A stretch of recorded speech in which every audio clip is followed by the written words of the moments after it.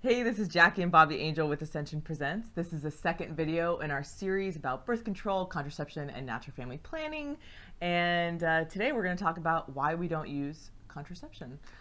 So go watch the first one if you haven't already. Jackie's got a lot of good information on why you should ditch the pill, which will inform where we're going today, why we don't use contraception in our marriage, and why as a Catholic Church we're not on board with contraception. Okay, this is a tough topic, I know, and actually this was part of my conversion into falling in love with my Catholic faith. This was one of the three things. First of all, I fell in love with the Eucharist, and I was inspired by the faith of some young people when I was 18. But the third thing that really was like the tipping point was that one of my leaders was sharing about how she and her fiance and soon-to-be husband were going to be using natural family planning, and all the girls sitting in the room were like, "Oh, that's great," and I was just sitting there very uncomfortable because I didn't know that the church was against contraception. And so I just had this pit like this. I was really uncomfortable. And so if you're watching this video and you're at all uncomfortable, you know, it's okay, because I feel like sometimes when our hearts are here and maybe the truth is over here, it's uncomfortable to kind of bring those two together. So I went home from that week-long retreat and I started studying up on the church's teaching, and I was like, what? This is beautiful. The more I learned, the more I realized, like, this actually is so pro-woman. It's so pro-woman because it puts the ball in the woman's court, because of the fact that contraception is one of the ways that men can easily use women, because, you know, they don't have to worry about a pregnancy. So in our marriage, the reasons we don't use contraception and it's so appealing not to use contraception is, number one, I don't want to put a bunch of hormones in my body. You know, I try to be healthy and try to make good decisions with my food. And so if I'm not going to eat all these like hormone-induced foods and I want to eat more, you know, clean foods, whatever, I'm not going to put a bunch of synthetic hormones into my body that the pill contains. So learning that the pill is actually a group 1 carcinogen, cancer-causing agent, and this is like the World Health Organization declared it that, right? Yeah. So I'm like, I don't want my wife taking that thing. Shoot, we're organic. So like, if I love my wife, I'm not going to want her on this thing. I wouldn't want to be on this thing, so why would I expect her to be? Right, to shift all the responsibility on me, right? Right, it's both of us together. But I think if you've grown up, again, with the language of it's responsible to protect yourself, and we should, again, like, somehow guard ourselves and against our fertility like it's this evil disease. We should protect ourselves from pregnancy as if it was a bad thing. Like, we assume, like, oh yeah, the contraception would be the responsible thing. And so it really takes, this is a paradigm shift to say, to give the church room. Okay, explain yourself. Like, why do you hold this teaching on contraception? If sex is just recreational, right, this doesn't make sense. This teaching doesn't make sense. If sex is something more than just recreation, this is what we're getting after. That sex actually is something sacred. It's something that we do with the totality, the wholeness of our bodies. Father Mike did a great video on the church's teaching on contraception and IVF. I recommend you go watch that too, from the priest perspective. But really it goes back to how we're called to love in the whole bodily sense of the nature. Yeah, what sex is. And one of the reasons that contraception is morally or intrinsically evil is because, and that might be like, whoa, you know, how can you say that? But because it violates the purpose of sex. The purpose of sex, not just theologically, but you guys, biologically, the purpose of sex is for babies and to bond the spouses together. When a girl gets pregnant, it's not that something went wrong, it's that something went right, because you were doing the one thing that causes pregnancy, sex, right? So when you violate that, it's going to have serious consequences. In fact, it says in the Catechism, it says, these two meanings, babies and bonding, or values of marriage, cannot be separated without altering the couple's spiritual life and compromising the goods of marriage and the future of the family. Dang. Like, one contracepted act, I mean, that'll affect generations and generations. Just anywhere in our family tree, if somebody had contracepted their act, we would not be here. Within the Catholic Church's framework of what love is, what authentic love is, and it's really embedded within the vows and promises you make in the marriage ceremony, our love is called to be free, total, faithful, and fruitful. That it's freely given, it's not coerced and forced. Love has to be free. I can't make you love me. Total, it's got to be the whole person. It's not just 50% of me and 50% of you. And it's not just, I want just your body. Yeah, although I do. I want all of you. Oh, shucks. Faithful, that I will be faithful to you. I'm not going to be flirting with other women. I'm not going to be having affairs. I'm not going to be cheating. Like, love is faithful to the end. Like, that's what love, authentic love is. And we know that for a fact. Like, that's why we hate when people cheat on us. Like, we know that's wrong. Yeah. And then love is fruitful. It bears life. It's more than just you and me, and we close in and shut out the world. Love has to be goes out, pouring out of ourselves, and that's spiritually as well as biologically, which the call to children. And so this is the language of love. If it's missing any of those things, if it's not free or total or faithful, fruitful, that's not authentic love. That's not God's agape, self-giving, life-giving love. And but this is also the language of the body and sex. So basically, when you make these vows and promises on your wedding day, you then consummate those vows when a couple has sex. They are making those vows flesh. So you make the vows with your words, and then when a couple, the marital act, right, sex, when you have sex, you are renewing those vows, you are consummating those vows, making those vows flesh. So every time a couple has sex, they're renewing their wedding vows, they're renewing these promises. And so Pope John, it's like, well, what about people who are having sex outside of marriage? It's like, well, you're lying with your body, because the language of the body in sex is, I want to give you all of me, I want to be, it's free, total, fruitful. And so Pope John Paul was like, your body is lying, because your body is making a promise that you never did. So this is the thing. Contraception pretty much violates all of these: free, total, faithful, fruitful. It's not free, because really it's out of fear.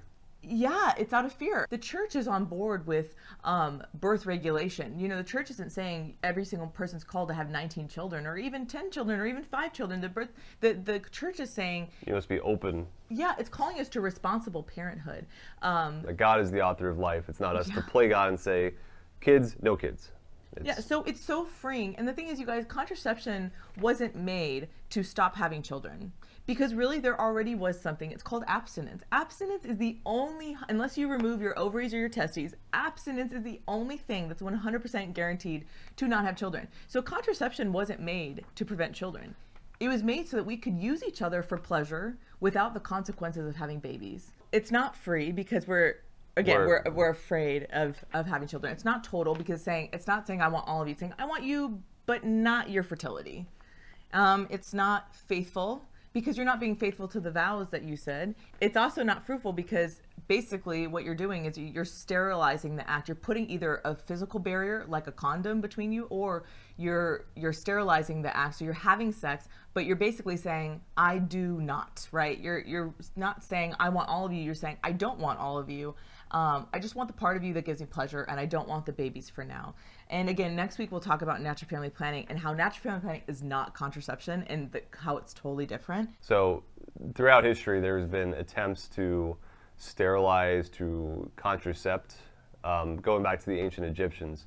But Christianity has always, for the most part, been unanimous in understanding that the child is a gift, like life is a gift, and who are we to interrupt that with God? And it wasn't until the 1930s when within the Anglican Church there was a vote. Yeah. They actually put it to a vote that said, well, contraception's okay sometimes. And once you open that door a little bit, everyone else comes running in, making rationalizations and excuses. And you guys, truth doesn't change, and not to be salty, but I'm sorry, the Anglicans voting on contraception in 1930 doesn't change the truth that Christians have always believed. In fact, if you're a Protestant and you're watching this video, Martin Luther had scathing words about contraception, and so did Calvin. Go Google Martin Luther. Go look it up. Contraception, and you're like, shoot, dang, he says some fighting words here. It'll scandalize you. Sigmund Freud, the modern of was against contraception. Sexual psychology. Yeah. Was very against contraception, because it's against what sex is for, period. Yep, and so were all the early feminists. All the early feminists were not pro-contraception. It's really about reclaiming our dignity as man and woman, not as just using each other for objects, but like the goodness of our fertility. And just as a time where a lot of other churches were bowing and making rationalizations for contraception, everyone expected the Catholic Church to follow suit. But Pope Paul VI wrote this encyclical, a letter called Humana Vitae in 1968, where he basically said no. Like, no, the Catholic Church cannot and will not ever be on board with contraception. Because, again, it's shutting out God, the creative force of life, from the sexual act. And we're called to be total persons, man and woman here. And a lot of people didn't like it. A lot of those truths were not conveyed to the faithful, or they were not preached about. And I'm pretty sure I never grew up hearing a homily about contraception. Like some parishes I do, but they're rare. They're few. And I would say, if nothing else, Pope Paul VI made 4 predictions. Prophetic, like completely prophetic predictions. 1968. What's going to happen if the culture bows to contraception and allows contraception to run free? 4 things are going to happen, and they've all happened. So number 1 would be the rise of infidelity and the decline of morality. And I think you can look at stuff from like media from the 1950s, how people talk to each other, how people are treated, how movies are made, to today. It's changed a lot. Like what's allowed, the rates of out of wedlock pregnancies have increased 700%. People said, oh, the pill will decrease out of wedlock pregnancies. They've gone up 700%, right? Adultery, divorce, abortion. The divorce rate doubled. Skyrocketed. From 1960 to 1980. Doubled. The divorce rate in the United States doubled over 20 years alone, which is insane. The second prediction he made was the loss of respect for women, that women would no longer be honored, they'd be seen as objects to be used. And I think you can just look at what's going on with like the Me Too movement, the rise of an awareness of sexual harassment, of how women feel like they have to be objects. Again, look just at even fashion, how fashion has changed from the early 1900s to today. Yeah, and then the biggie is porn. Look at the porn industry, which makes more money than the NBA, the NFL, and the MLB combined. It's $1 billion industry. It's basically training us how to use each other as objects instead of loving each other as persons. The third prediction Pope Paul made was that governments would start coercing people into contraception or sterilization.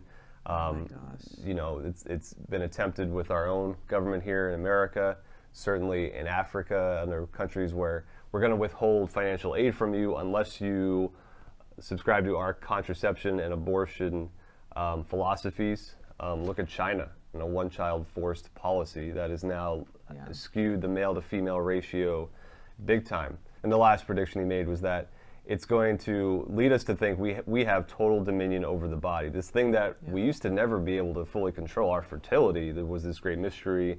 There's a fear of getting pregnant, which maybe kept my behavior in check. That's out the door with this pill that magically, allows for this sex without consequences. And that's a short road to now I can do whatever I want with my body. Now, maybe I'm not my body. Maybe, again, we can manipulate our body any way we want. Right? Yeah, and so it's, again, these 4 predictions of Pope Paul, Pope Paul VI, you can look and be like, All right, join us next week for Why We Love Natural Family Planning from All of Us at Ascension Presents. God bless.